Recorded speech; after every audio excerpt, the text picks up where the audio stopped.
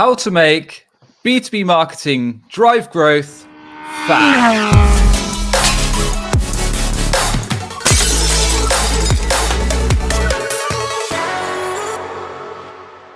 Welcome back to a fresh episode of BreakingB2B.com.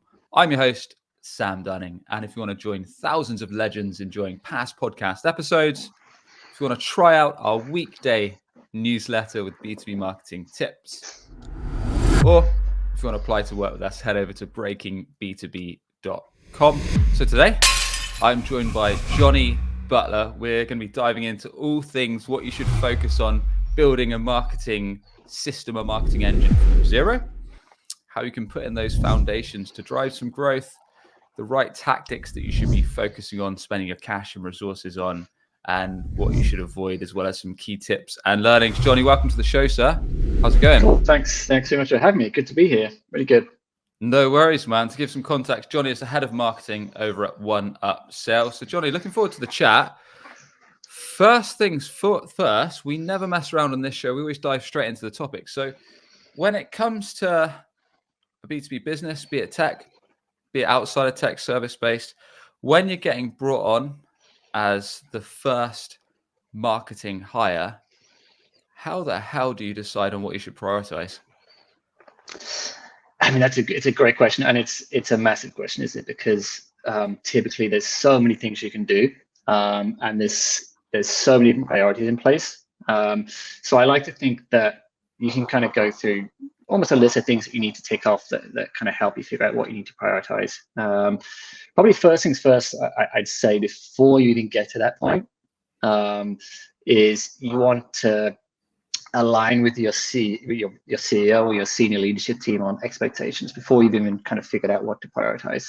And I would say importantly, you should probably do that before you even start, like as a kind of new leader, in kind of a first-time leader in a new business, because you want to evaluate that you've got alignment with your CEO and your SLT before you even started. So during like an interview process, that's probably the first thing you want to do to make sure that you're going to actually be able to go in and do a job that's realistic and you think you can achieve. Because I think a lot of times particularly first-time CEOs, when they build their business, they don't fully understand marketing. You've got to make sure you've got alignment there before you even kind of put yourself in that position.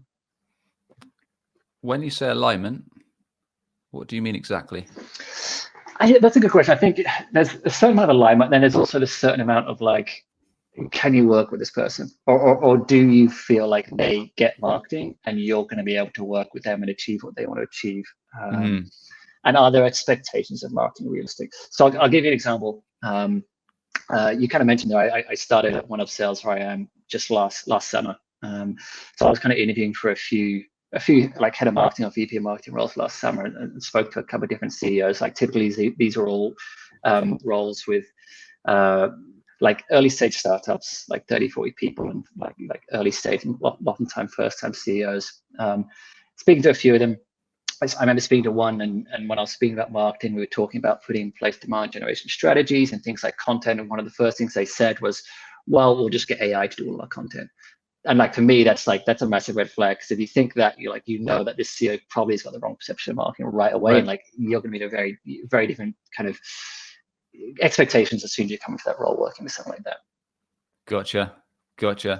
So understanding where they're at with marketing. And I suppose it's a good sign. Like if we're talking about that they've brought on you as their first marketing hire, they're making a step in the right direction, you'd hope. But have you ever been involved? Because I think this might be useful. You've only got to scroll the feed on LinkedIn and you'll see some generic post from some marketers saying you need to work for a CEO that actually, quote unquote, gets marketing. But I'm sure there's like so many ends of the spectrum, right? CEOs that they need it to drive growth, CEOs that are perhaps more sales driven, or they've driven growth before from other strategies. Like, how do you deal with that when perhaps the exec team aren't as marketing driven?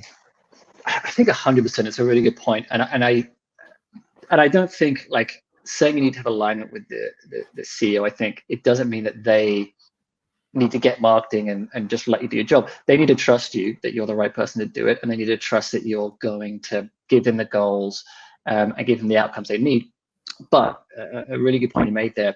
I think one of the other really important jobs you have as a marketing leader, and this is something that I think you don't appreciate as much when you're an individual contributor or working your way up to that leadership position, is that you're the face of marketing and you need to do internal marketing as well as external marketing. And what that means is you need to be the person to educate internally. You need to be the person to educate your CEO, to educate the rest of the senior leadership team, and educate the rest of the company. And that's one of your key jobs in that role. Yeah. I like that. Because I'm quite opposite. I kind of think we're probably quite aligned on that thought process. Because at the end of the day, you yourself as a marketer, you have a choice. If you're going to go down the being employed route and not go self-employed, then you've got a choice who you work for, right? And if you're kind of pissing and moaning that you're working for a CEO that doesn't get marketing, that's your own fault. You don't have to work for that company. And like you said, if you're going to educate them internally on, look, this is what and we'll get into some of the nuts and bolts in a bit, but this is what I'm proposing. This is why we're going to do it. This is my hypothesis and what the expected outcome is. And this is some of the tactics and strategies we're going to use to bring it to fruition. And perhaps here's some examples of what I've done in the past. Like if you're bringing that, you're showing them a strategy, and then you're kind of weaving them into the process as well, whoever else is involved, then that's on you. That's what you should be doing, right? Yeah. And there'll come a point where, like, if you're working for someone who just doesn't get it, they're not going to listen to you, then that becomes apparent. But yeah, it's on you to be the person who kind of proves marketing and is the sort of mouthpiece and the champion for internally. And that also involves educating the company internally about what it is marketing does, and how it provides value. And it is often a challenge when you join a new company, because often, like, marketing, depending on your go-to-market motion, is one of the later potential hires being made. A lot of companies will hire sales teams first, for example, and account managers or CS teams, because they have their customers. So you're kind of coming into a situation where now you've got to, like, educate the rest of the company on that. Yeah. So perhaps you can give us an example, because you were the first marketing hire for 𝗥𝗲𝗹𝗁𝗲, right? Yeah, so we had a marketing manager in place, but I'm sort of first leader to actually report to the CEO on behalf of marketing and own the strategy and this sort of thing. Got it. So did you have to do much on that front yourself when it came to kind of educating the exec team in terms of what you were planning? So thankfully, the CEO here has a good level of knowledge of like marketing himself, has a good, like, social profile and sort of like voice on LinkedIn, and also is very trusting in terms of being able to say, okay, I've hired you to do this position, I expect you to go out and do it. Like, tell me what you need, tell me what the goals are, and I'll enable you to do that, which is great. However, I definitely still need to do a job of educating internally for what marketing does. So, for example, I'll try to send out updates to the entire company every month about every kind of data point that we're responsible for and how we're driving that. We do kind of quarterly meetups as a company, because we're a remote company, where each member of the senior leadership team will present back to the rest of the company about what we've achieved. And I'm conscious of, when I do that, trying to make sure that I present what marketing has done in a way that kind of also talks about the strategy that we execute. It's not just like, hey, here's our results dump. It's like, hey, here's how we build awareness. Here's how we create demand. Here's how we capture demand. Here's how we convert it. And I'm constantly trying to educate as to this is what marketing does and why, as well as just say, here's some outcomes we've driven. Nice. So you pushed me back on the first point, rightly so, that we need to kind of align internally before we look at external marketing, kind of attracting perhaps prospects that we want to build awareness, drive those juicy inbound leads or demos with. So let's pretend we've marketed it internally. We've got the leadership team on board. What comes next when it comes to prioritization? Yeah, I mean, I think there's a lot of things, and I'll cover a few things now. And I would say, some of these can happen sort of in sync and simultaneously. Nothing's sort of exclusive. Kind of only can do one thing at a time. But I would say, starting a new position, one of the first things I would do is review the state of play. So, like, what's currently been happening, and how's it performing, and then kind of document everything and decide what you think needs to stop, what you think needs to start happening, what needs to continue, and what needs to change. So, what needs to stop, what's happening just isn't working, and you shouldn't be spending time or budget or resources on. What do you think is something from your prior knowledge that could work well and you're not doing, and you need to start? So starting to put the kind of motions in place for that.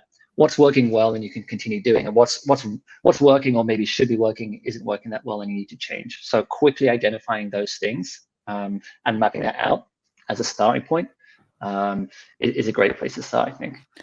Any frameworks or kind of ways that you go about doing that? Because appreciate that could probably cover quite a lot of different channels, be it digital, be it offline, be it in person. Yeah, definitely. So for me, I would look at it in terms of the content we're creating, the channels and campaigns we're executing as a baseline. So that content we're creating out there, whether it's like your written content, your video, your audio, then the campaigns we're doing, whether we're doing paid campaigns, partner campaigns, all these kind of things, like figuring out on a case by case that way as a baseline. And it's possible that, particularly if you're going to a company that hasn't had much marketing in place before, there might not be a lot to evaluate anyway. But as a starting point, that's where I start. Got it. In your experience, is there any prime suspects that you often see where, I know you've been involved in a lot of SaaS and tech companies in your background. Yeah. Is there usually any contenders that are always like over invested in, or on the other end, like often neglected? That's a good question. I think it definitely depends on your it depends on your ICP and your go-to-market motions and what's going to work for you. Well, one thing I would definitely say is often one where you can very quickly identify whether things need to change or stop is your paid campaigns. Because they should be incredibly measurable. They should already be connected up through to pipeline and revenue. And if you're doing stuff on paid search, if you're doing stuff on LinkedIn or wherever, you should be able to calculate that back very quickly. So it's an easy one to just look at and go, actually, like we can stop running these right away and save a bunch of money while we rebuild them because they're not working. And for example, that's one of the first things I did here was just looking at, okay, let's rebuild these campaigns and stuff what we have. Got it. Yeah, makes sense. Makes sense. So when you're putting this kind of assessment of, I guess, almost an audit of the current state of play, what should stop, what's working well, what can we scale up, what can we improve, what can we double down on? Is that something from your experience typically you kind of have to put together this assessment for, and then maybe get sign off from leadership, i.e. where we can move our budget from, how we're going to prioritize budget? And I imagine almost budget could be quite tight if you are one of the first marketing hires as well. Yeah, typically, I guess it really depends on the leadership and the relationship you have with them. As I said, here, what I've luckily been able to do is have a lot of trust from the leadership. Where I've just, in that scenario, I was just able to go there and go, hey, here's a bunch of things. And I could say, hey, I've already paused these campaigns because they're wasting us money and we should be spending money on them. And I've already done that. And this is what we're going to do instead. So I think with these things, it's always a case of you want to give the update on what's happening, but also why, and then what's coming next and what's planned to, take over something if you're going to stop it, or why you're starting something and what the goal is. So yeah, it depends on the CEO, but I would always say in this kind of scenario, you want to move pretty quickly because you're expected to get results quickly. Yeah, makes sense. So that's kind of the first step tactically, I'm guessing. Are there any kind of key things that we should understand that we're going to be kind of assessing? And I appreciate there's a bunch of nuances here, like you've touched on one tactic, which is paid campaigns. And I'm guessing that could be like Google paid search, Google ads. It might be review sites. It might be otherwise, depending on, like you say, where your ideal client profile hangs out and how they actually search or get trusted information when they are in the market for a solution or service like yours. Are there any other contenders like that you tend to then look at next once you've done, I guess, the more quick winners, be it paid or otherwise? Yeah, 100%. I think there's another few steps I would take. So the next one, and again, these don't have to be sort of like, one after the other, they can be asynchronous. But I think one, and this is a huge one, which I think, particularly if you're, as I said, a first-time leader at a startup, you're likely going to have to make some changes here, and that's validating your positioning and messaging. Right. So really understanding your ICP, really understanding their pain points, how you help them overcome a problem, and what your product and solution is there. Getting that right is absolutely key, because everything else you do is not going to be that effective if your positioning and your messaging, the way you talk to your buyer and your ICP isn't on point, like your paid campaigns, your content is all just going to be a little bit flat, and it's going to affect you all the way down the funnel. So validating that before you kind of push forward with anything else, and kind of building out new positioning and messaging if it's needed, or just tweaking what you have is absolutely foundational, I think, to kind of any success there. From your experience, so you've worked at a few tech companies, do companies usually have this right before they bring on board their first 1 or 2 marketing hires, or is it often something you have to go back to the drawing board with and say, well, you're actually pushing features and benefits, you haven't actually taken the time to understand these like super expensive problems that we're fixing for Ideal Client Profile, and the impact of not fixing it, and what their alternatives are? It can vary. I think one thing I've definitely seen throughout my career, and also previous companies I worked for, also when I speak and sort of like mentor other leaders, is particularly if you're a very early stage startup and you're maybe a first time CEO or something, I think there's like a fear of what you would say like niching down and being really specific on your ICP, really specific on the pain points you address, because you're fearful of excluding the rest of like this huge potential TAM you have, and potentially you've gone to a bunch of investors and got investment on the promise that you've got this TAM of like hundreds of thousands of millions of people. So you're kind of like, I don't want to be that focused, right? Because we might exclude people who want to buy our product. But I kind of think it's often like from marketing in particular, it's the opposite. That's like the real value that you want to do. You want to be really specific. You want to speak to a really specific segment with a really specific problem. And that's how you're going to connect with them. And that's how you're going to bring people inbound in the long term.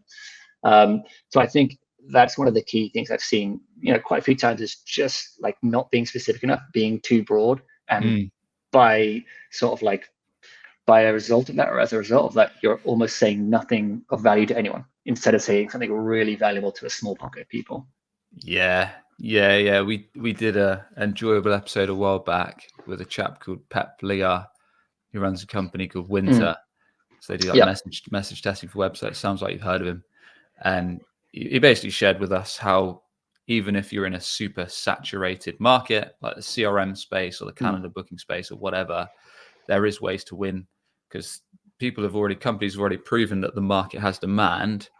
But where you want to tap in if you're going against giants is by basically picking a super small segment of that market that has the problem you fix, is aware of the problem and the impact of the problem, and has cash to invest, but pick a super small segment that's being underserved at the moment. So I think in that episode, we talked about maybe going after construction within calendar booking, pretending that was a certain demand, and then slowly chipping away at it once you've picked out that niche, and then slowly building up the market. Exactly. Yeah, it's going to be way better for you to serve that like niche better than all of the like $1 billion general tools can, and you be the number one solution for them. You be really clear about that in your marketing, your messaging, that you're for them. And then once you've got that momentum, you start to build out that authority and like growing your revenue, then you can start to build out into like other sectors as well, if that's what your kind of goal is. But as I said, like a lot of people are too fearful of that, and you end up being a very like nothing for nobody sort of thing, and that's a really hard place to grow in. Have you ever had that pushback from the exec team or leadership, i.e. you come up with this idea, you say, look, guys, for example, our website homepage headline is way too broad. You could literally screenshot this next to 10 other homepages in our space, and you wouldn't be able to tell the difference. Like, we need to niche down to the exact sector we serve and who specifically we help. And have you ever had any pushback on that kind of front? Certainly not in my recent jobs. I've been lucky with that, where people have sort of been open to being really specific, and it's one of the changes we made when I joined OneUp, and it's worked really well, like being way more specific in how we speak to our ICP. But I've been in situations previously with really small startups when I was early in my career, where it affected the product direction as well. And we built a product that was way too broad in too big a market, when we should have built a product that's a lot more specific, and then obviously it affected marketing as well and what we could do. So I think it is always been a problem. And it's just one that, it's got to be addressed head on with the CEO, I think. Are you able to give us an example of what you changed on OneUp? Yeah, for sure. So I guess one of the key things was that when I joined OneUp was a tool, or OneUp is essentially a performance management motivation reporting tool for sales and recruitment teams. We plug into CRMs and VoIP systems and a bunch of other systems, and enable people to visualize their data much better, to build out targets and competitions and leaderboards for sales and recruitment teams, and to push all this kind of information to actually drive performance. One of the things I changed was that when talking internally to the team, our marketing was very generally focused on sales and recruitment, and probably more towards the sales side. So we talked a lot about like sales performance and things like this. But actually, what I found speaking to our sales team was we had a lot more success with recruitment. Speaking to our customer success team, we had a lot more customers that are in recruitment.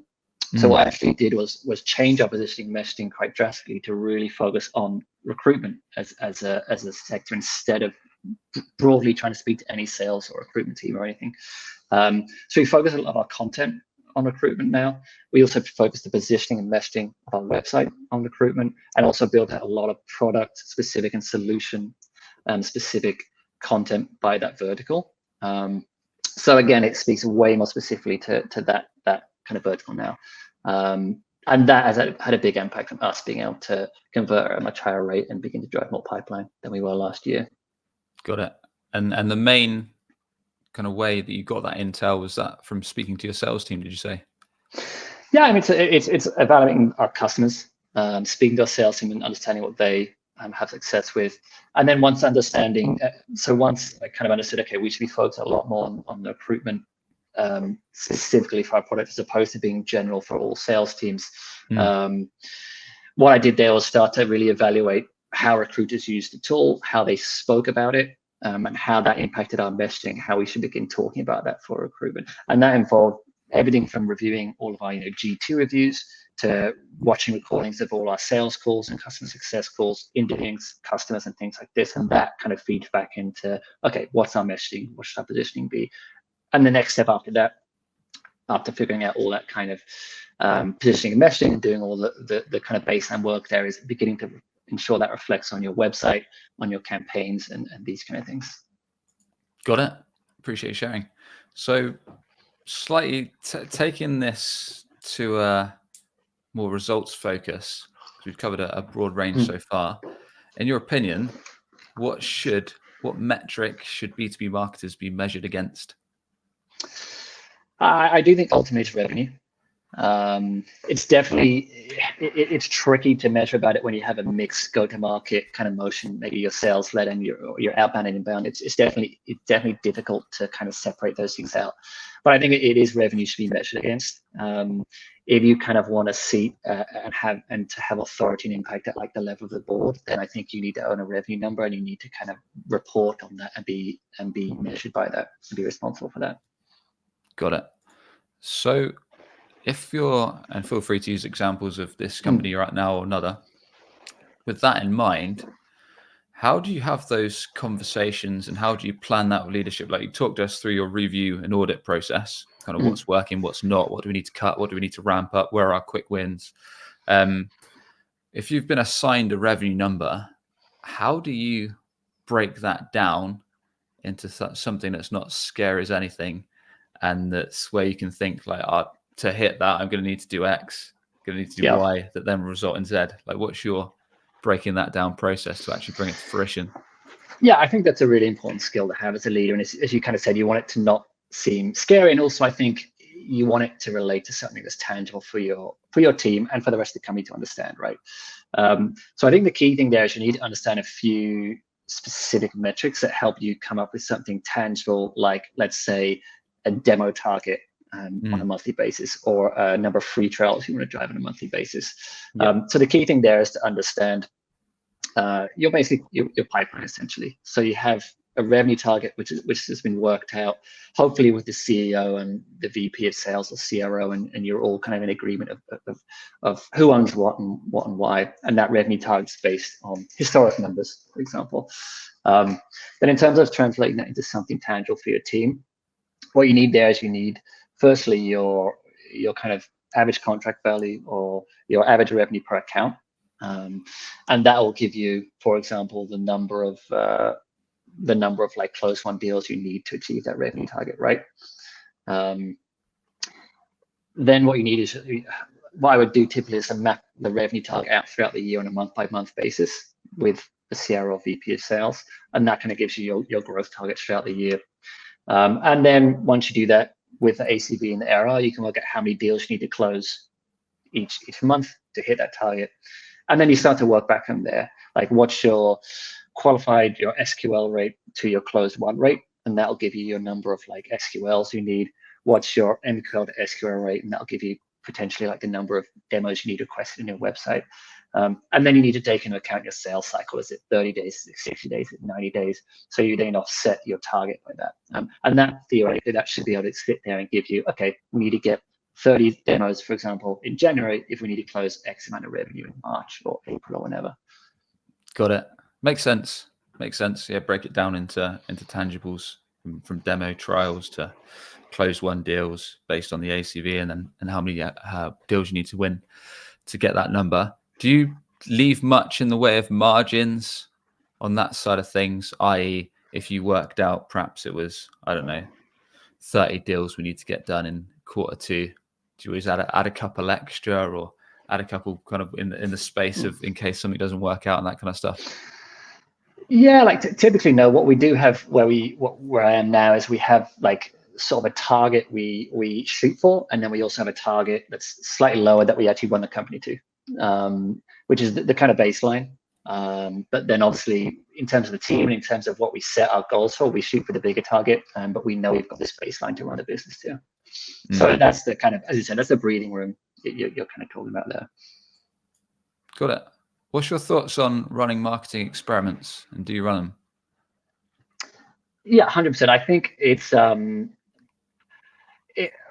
so I've said this a number of times when I do share posts on LinkedIn, is like, it depends.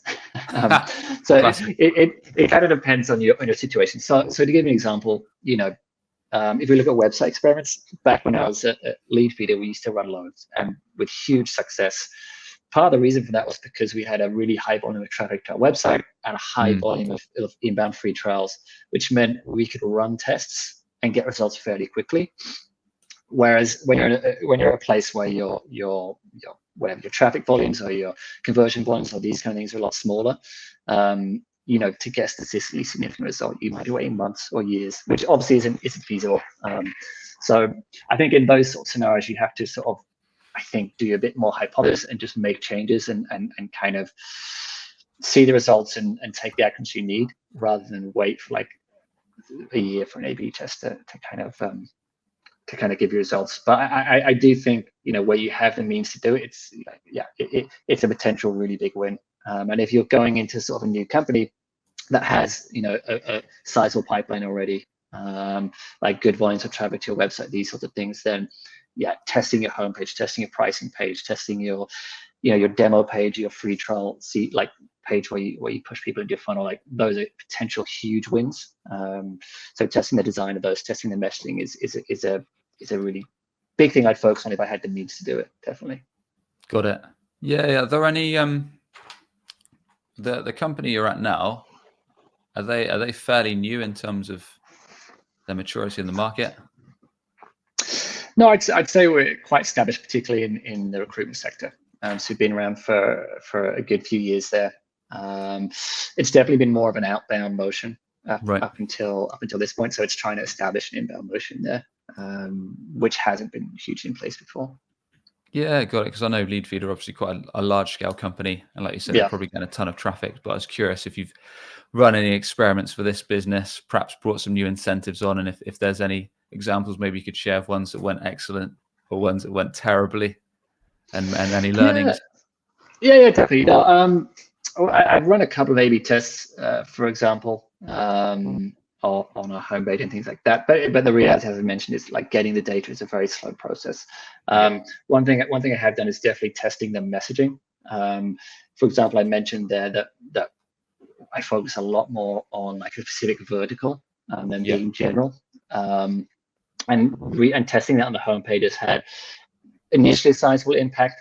We need to get more data, but again, it's one of those things where if you can test the messaging, then it's great to do that prior to prior to just making a big change? Or is you kind of, I know you mentioned already that tool called Winter, and there's a possibility to use a tool like that as well, instead of just doing an A/B test, actually doing some kind of survey as well.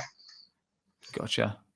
Okay, cool. So we touched on it earlier. We talked about kind of making sure your positioning and messaging is tuned to ICP, the niche you want to serve. You talked about the review and audit. You mentioned with paid campaigns, you can quite often get quick wins. Are there any other, when marketers that are tuning in, or founders that want to drive kind of marketing pipeline fairly quick, any other, don't necessarily have to be tactics or strategies or things that you should look to put into play to drive some pipeline, to drive some decent leads fairly quickly? Yeah, I think there's probably a few things. I think one other thing I would say alongside what I kind of mentioned was, if you've done that positioning messaging I mentioned, updating your website, creating content, more bottom of funnel content, whether it's for your product page, a solutions page, case studies, utilizing product tools, for example, if you don't have a free trial. I think things like this are really good. So taking that positioning messaging and essentially putting it into action is one really key one.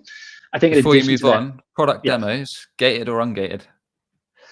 I would ungate it on the basis that you want maximum number of people to kind of view it, right? And with kind of the technology you have today, you can identify a lot of the companies that are viewing those product demos anyway, right? So for me, I'd probably go with ungated. Would be my take. I'm on the same camp. Just wanted to hear your thoughts, but no, carry on. Yeah. No worries. So yeah, as I said, after you kind of, in addition to like making sure you've got your website and your campaigns messaging correct, the other one I would do is looking at your lead management process and fixing any holes in that. And there's probably a lot of little things you can do there. If you analyze, I think a lot of times what you find is a small startup probably is using a number of different systems to kind of collect leads and put them into their CRM. Maybe they've got a different CRM, different marketing automation system, different tool to book calendars on the website, whether it's Chili Piper or Calendly or whatever. And then you've got to sync data through all those systems. You've got to qualify, understand what you're going to assign to salespeople, what you don't assign. And you've got to align that across all these systems. And what I've often seen is there'll be places where it drops off a little bit and you'll lose a lead here or there. Or maybe more than that. And it's a really easy one just to go in and fix and make sure that system's kind of working as well as it can do. Or it could be as simple as a case of you don't use a calendar booking tool on your website, and maybe you should experiment with that, because your SLA means that you're not getting back to leads that request a demo for like several hours or a day or two, and again you're losing the kind of opportunity to qualify leads and get a calendar. So really addressing your lead management process. If you've not had a leader in place before, you've probably got areas that can really be improved there. Interested to hear your thoughts here. But you've touched on a lot of the stuff, but you're a B2B marketer, right? So you're probably every now and then in market for certain tools and software and what it may be. If you're going on to a potential vendor's site, what are the things that you quickly care about seeing, learning, and understanding before you're ready to book a demo or speak to sales or whatever that call to action is? Like, what do you need to see quickly? That's a really good question. Like I would say from my perspective, and this is one of the reasons actually when I joined, one of the things I said there was create more bottom of funnel content. So create a lot more product content, a lot more solution content by vertical, create more case studies, add a product tool. The reason I would do that stuff is because when like I'm buying and I'm going to a website, at that point, I already know what I want and what I'm looking for, and I usually know what features and functions I want. So that's kind of what I'm looking to understand. I'm just looking to have almost that validated and go, yeah, this tool can do what I want to do. Then I want to check the pricing and see, does this fit with my budget? If typically like a lot of other people, you have a strict budget if you're working for a small company. And then I just want to be able to book a demo or try the product as quickly as possible. And those are really the key things, I think. Yeah. Love it. Good stuff. Any other things? I think you've probably touched on a lot of them there. But any other kind of quick wins, be it through the website, that lead flow system, like you said, makes perfect sense. I've seen the same things, like having lead capture forms or inquiry forms that aren't actually working, and you don't know how long they haven't been working for. They're actually sending maybe they're sending the leads to an email address that's not actually monitored, or some of them are going to like info at, others are going to sales at, others are going to some random rep on your team. So having that system where they're all singing off the same hymn sheet, like you said, using a tool like Revenue Hero or Chili Pipe or whatever, Calendly or whatever it may be, to make sure they feed through to the right rep instantly. Super important. Any other like really funny things like that you've seen? Well, probably not funny for the companies that happened to, that probably lost a few grand in revenue. Yeah, probably not. I'd say like those are the kind of the key things on the website. I would say. Otherwise, I would say like the big thing I'd focus on is then just taking all that stuff you put in action and like applying it to things like your content strategy. So making sure you're creating the right kind of content, whether it's blogs or podcasts or whatever, making sure they talk to your ICP. That's probably the final piece of the puzzle, I would say, in terms of taking action on those initial kind of foundations you built out. Got it. Anything that marketers should consider as they're ramping things up from your experience? So perhaps they've built the initial foundational layer. Maybe they've got to a rate where they're driving a steady flow of leads that are decent for their sales team, that are closing at the rate that they need them at. But then they want to take things up to the next step, get a bit more aggressive. Any kind of usual things where you see marketers slip up, or things you should be wary of? Yeah, I think particularly I would say one just thing in general, and it will apply back to this point, but just in general, for a small company to be aware of, you usually have a small team. Like at the moment, it's me and one other person on my team, and you have a limited amount of resource, and you often find that you're stretched in a million directions. And it's easy to get thrown things and go, hey, this company's doing this company's doing that. Should we be doing this? Should we be doing that? And if you do too many things, you suddenly spread yourself too thin. Again, you're not doing anything well. I think one of the key things to know as a small company is typically if you're like first-time leader at a company, you're probably going into a small startup that's beginning to scale. You can most likely scale to several million in revenue, easily meet the goals you need for the next couple of years based on just a couple of tactics. So the key thing is not to spread yourself too thin. Find a tactic that you can scale, and then really kind of milk that for all it's worth. And I think if you can do that well, then that gives you the means to kind of hit your revenue goals and gives you the space to work on other stuff. But if you kind of try to take on too much too quickly, you'll find yourself spread too thin, and nothing is going to work that well. Like it. Do you have rules for how you prioritize your time as a marketer? I think I probably should have tighter rules, but I definitely try. I mean, what I try to do is for me personally at least, try to get things like all my meetings done in 1 or 2 days early in the week, and to give myself the rest of the week to focus on executing, to focus on a specific amount of time maintaining and optimizing what we currently do, and then focusing on what kind of new things or what our big kind of focuses are for the upcoming quarter. And typically we'll kind of use something like OKRs to figure out what to focus on a quarter by quarter basis. Got it. Have you done much in the way of hiring marketers, building out a marketing team, Jonny? Yes, yeah. So definitely we'll start doing that where I am soon. And previously at Lead, we built quite a large team, so hired a lot of people there.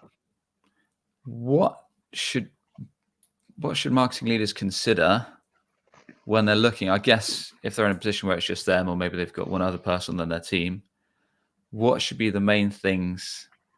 Like where should be that tipping point where they first think, okay, it's time to build out the team, and then what should they then be looking for as that kind of early stage addition to their marketing?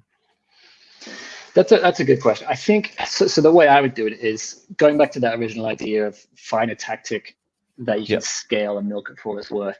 Like the way you firstly want to figure out if it's going to work is you can bring an external resource to help you try and scale it, whether that's an agency, whether it's a freelancer or something like this, and invest in it that way, or invest budget in something that way. So it's something that you can step back from it's a commitment. It's not, you're not sort of committing an employee to it, but you can validate sort of a tactic that way. And then when you find it's reached a tipping point where you think, okay, well, you know what, we're going to get a lot more out of this if I had someone internal with a specialism or an expertise in this that can run this themselves. Financially, it makes a lot of sense, and also we know we can be able to drive a lot more results in. And that's kind of the point where I think, okay, I want to make a hire here. So kind of utilizing more flexible resources initially to validate something, and then when you kind of know it works and you can get more value out of it, and it makes more of an investment sense, then hiring someone in to kind of take that over is what I would do. Got it. And then when you are kind of making one of those first marketing hires, would you lean towards more of an all-rounder that can be a bit more scrappier and get into, has a base level knowledge of maybe several channels, strategies, tactics, etc.? Bit of a, maybe they've got experience in field marketing, event marketing, paid, maybe a bit of SEO, website, whatever it may be. Or would you lean towards someone that's super specialist, perhaps in a direction you want to go? Yeah, I think when you're really small, it needs to be someone that's a bit more generalist. And then as you start to build out a bigger team and you start to like build out pods, maybe you've got a pod for like content, you've got a pod for like performance marketing, you've got a pod for product marketing. That's where like I would go, okay, we can hire a specialist in here and we can start to build a team. When you've got like one or two people, you probably need more of a generalist, maybe a demand generation manager who has got an understanding of like a number of tactics. Maybe they have a specialism or one or two, but they've got a good understanding of a broad set of kind of tactics there. Would probably lean towards that. And what I typically look for, I think, is someone who understands your space, whatever you're in. In my case, it's B2B Saas, so I'd want to hire someone who understands B2B Saas. And then probably one of the key things is hiring someone who's got the right soft skills, in the sense that you want someone who themselves is really driven, who is motivated by beating a number or trying something new. I think that's almost more important when you're small and scrappy than hiring someone who's got like a really is a, let's just say, LinkedIn PPC expert. If you hire someone who has got the soft skills that show you, well, even if they're not quite there yet, they're going to push themselves, and in 6 months, they're going to be an expert anyway. That's the kind of personality I think works really well in a kind of a startup environment. Legend. Jonny, I appreciate you sharing your wisdom. Is there any resource that has been super helpful to you or that you recommend either founders or marketers that are looking to step up their B2B game that you've been helpful for you? I would say, like, definitely, if anything, actually, I do some mentoring on Growth Mentor, which is actually a good platform. And what I find interesting is actually mentoring other people, and that actually helps you a lot, because hearing the problems from a variety of other companies puts yours in context, and also gives you a different perspective on what you should and shouldn't be prioritizing. So actually, like, talking to other marketers as much as possible is one of, I think, the best ways to kind of push yourself forward. Completely agree. That's literally what I've done on this podcast for the last I was just going to say that's 4 years and a few months. I don't really think there's any quicker learning curve when you're asking folks or interacting with folks that are kind of doing the stuff you want to be doing and have perhaps been to where you want to go. And you're talking to them on a regular basis, getting that feedback, sharing ideas, understanding what worked for them, what didn't, what they learned. Like, there's no better feedback loop. But then I suppose the most important thing is actually not just consuming all the time, actually putting your learnings into play. That's 100%.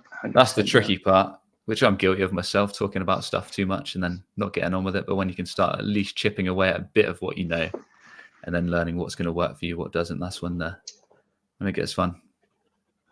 100%. Yeah. And as I said, speaking to others and actually learning from their experiences. And if you can find mentors, if you can find people you speak to regularly, just having other marketing leaders, maybe you catch up with once a quarter or something, just to chat through what you're doing. That's really helpful. Cool. Jonny, I appreciate you coming on the show. Thanks for walking us through your strategies. With that, please do tell us more about how everyone tuning in can connect with you, learn more, anything you want to plug. Sure thing. No, I'm most regularly on LinkedIn. So I'm there. I'm beginning to create more content. Always been struggling to push myself to do that, beginning to do a little more. So feel free to connect with me there. If you want to chat, like if you're interested in any sort of discussion around marketing, or you're interested in a session around specific parts of your strategy or tactic, I'm on Growth Mentor as well, so you can connect with me there and we can chat about anything you want as well. Nice one, sir. We'll put those links in the show notes below. And with that, I want to thank you once again. Cool. Thanks for having me on. It was a pleasure. Yeah, no worries. And if you enjoyed today's episode and want to join thousands of legends enjoying past eps, or to try out our weekday B2B marketing email tips, head over to breakingb2b.com.